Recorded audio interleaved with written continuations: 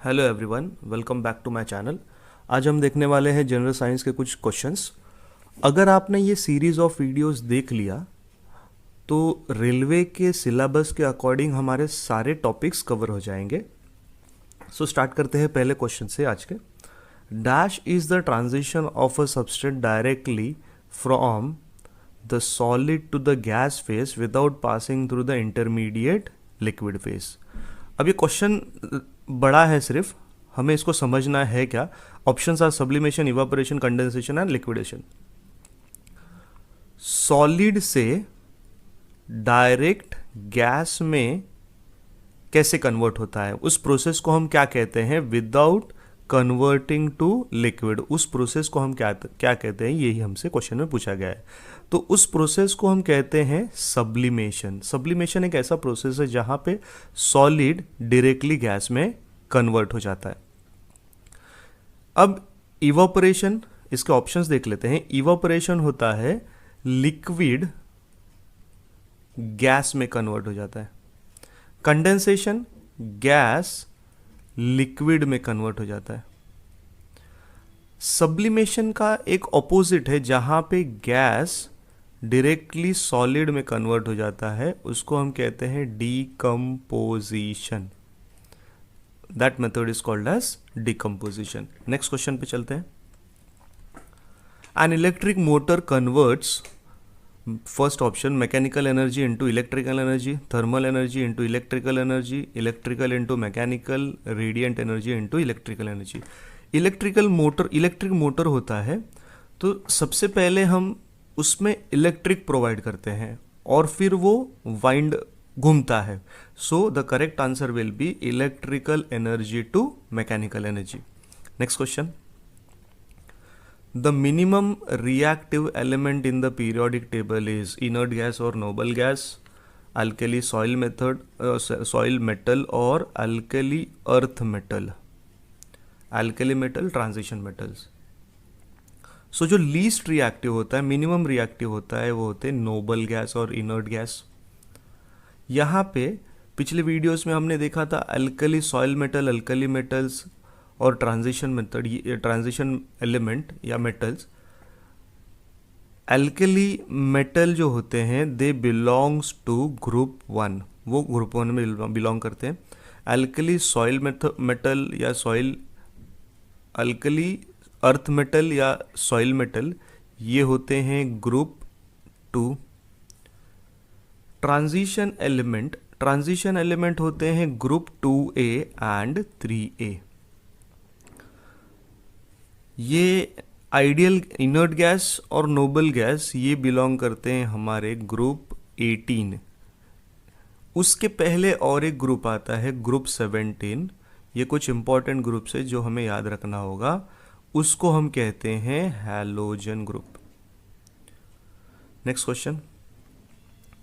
Acid rain is caused by release of dash and dash into the air. Carbon dioxide and carbon monoxide, sulfur dioxide and nitrogen oxide, oxygen and water vapor, nitrous oxide and ozone. इसका correct answer है sulphur dioxide and nitrogen dioxide. Acid rain is due to oxides of sulphur and nitrogen, हम ऐसा कह सकते हैं। Next question. Which of the following is not a greenhouse gas? Ozone, nitrous oxide, vapour, hydrogen. इनमें से कौन सा greenhouse gas नहीं है? Greenhouse gas, greenhouse gas. अब आपको इसको याद रखने के लिए एक तो है CMNO, ये इंपॉर्टेंट गैस हैं ग्रीन हाउस गैस के। तो सी से आपके दो गैस आते हैं, एक आता है कार्बन, एक होता है क्लोरो, जिसको हम CFC कहते हैं, क्लोरो फ्लोरो कार्बन। सो सी से हमारा हो गया CM। नाउ ये आपको याद रखना है, ग्रीन हाउस गैस होता है हमारा कार्बन, क्लोरो फ्लोरो कार्बन।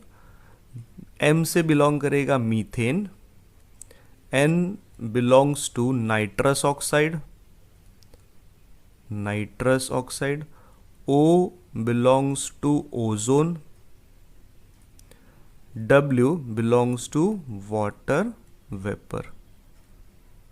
सो ये आपके 6 गैस है जो कि आपको याद रखना है, एंड ऑप्शंस पे एग्जाम में इसी तरह आता है कि इनमें से कौन सा ग्रीन हाउस गैस है या नहीं है. सो इसमें से हाइड्रोजन हमारा ग्रीन हाउस गैस नहीं है. Next question,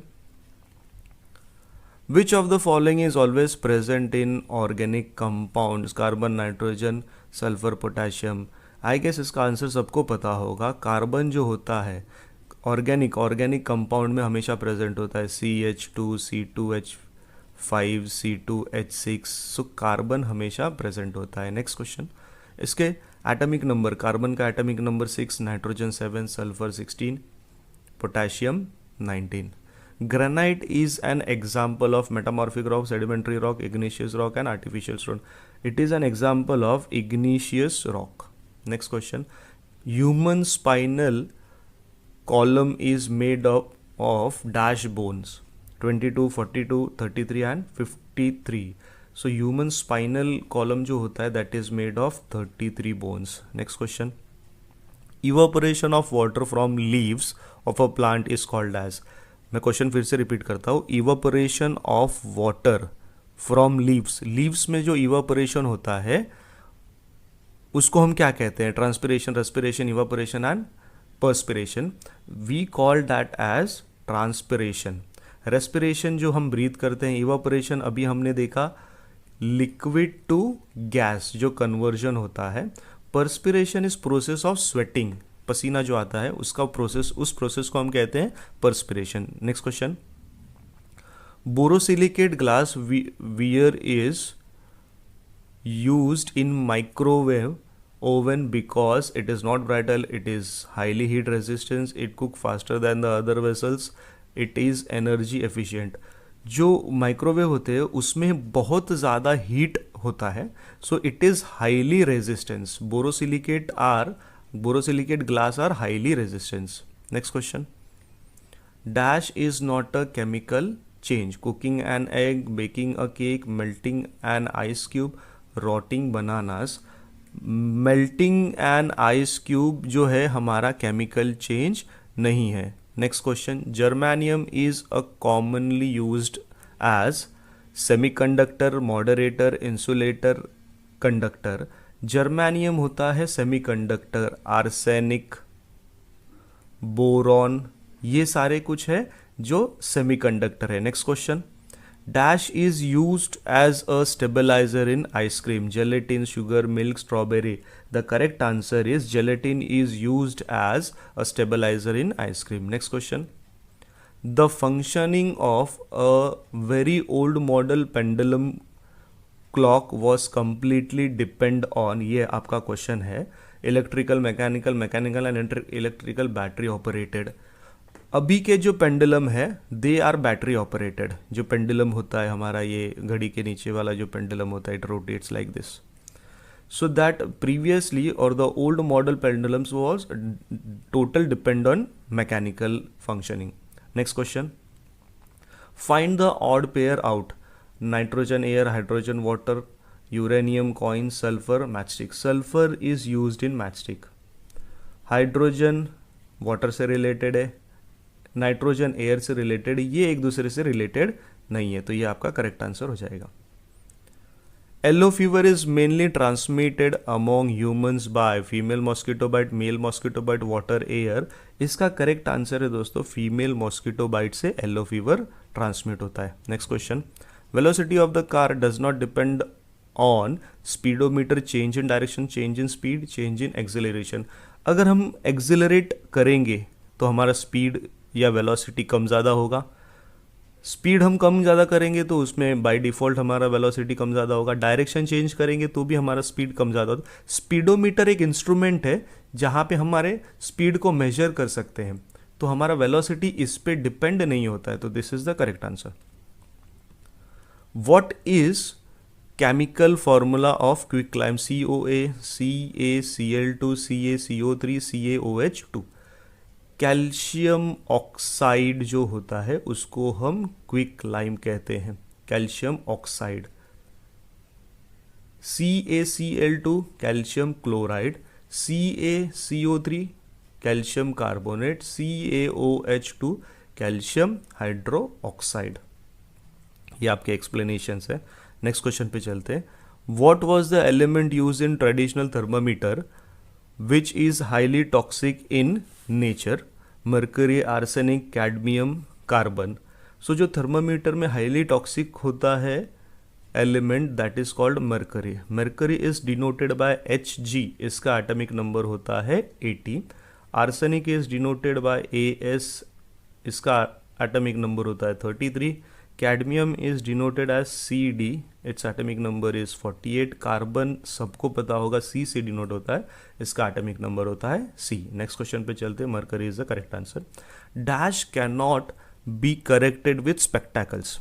myopia, cataract, presbyopia, hypermetropia. अब इस क्वेश्चन में हम में से बहुत सारे लोगों को डाउट होता है, तो मैं इसको एक ट्रिक से एक्सप्लेन करता हूं। आपने याद रखना है MNC। इसमें 2-3 क्वेश्चन मैं आपको बता रहा हूं। पहले तो ये क्वेश्चन कर लेते हैं, फिर इसको हम रिलेट करते हैं। Dash can not be corrected with spectacle, मतलब इनमें से कौन सी बीमारी है जो स्पेक्टैकल, स्पेक्स पहन के दूर नहीं हो सकती? Myopia, cataract, presbyopia, hypermetropia. तो ये हम स्पेक्स पहनेंगे तो क्लियर हो सकता है, ये स्पेक्स पहनेंगे तो क्लियर हो सकता है, ये स्पेक्स पहनेंगे तो क्लियर हो सकता है। कैटरैक्ट जो है वो उसमें हमें ऑपरेशन करना पड़ता है, without operation it will not get well.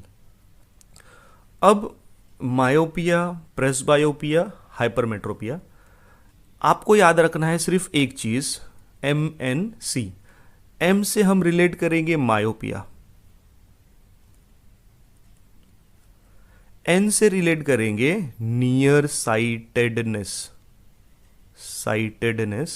C से रिलेट करेंगे केव।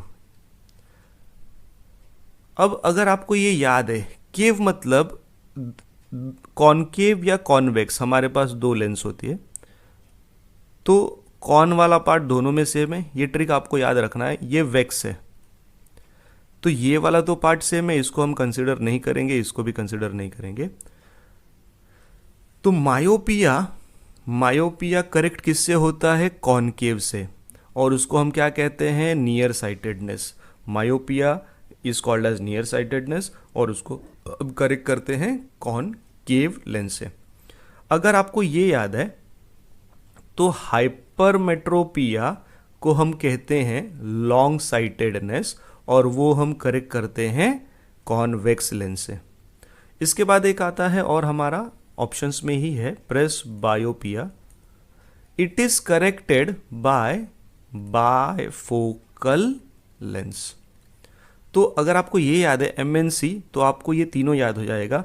Myopia near sightedness, hypermetropia long sightedness, presbyopia bifocal lens से करेक्ट होता है। अगर आप ये सीरीज ऑफ वीडियो देख रहे हो तो आपके सारे सिलेबस के अकॉर्डिंग हमारे सब कुछ टॉपिक कवर हो जाएगा। तब नेक्स्ट वीडियो में मिलते हैं दोस्तों। Thank you very much for watching this video.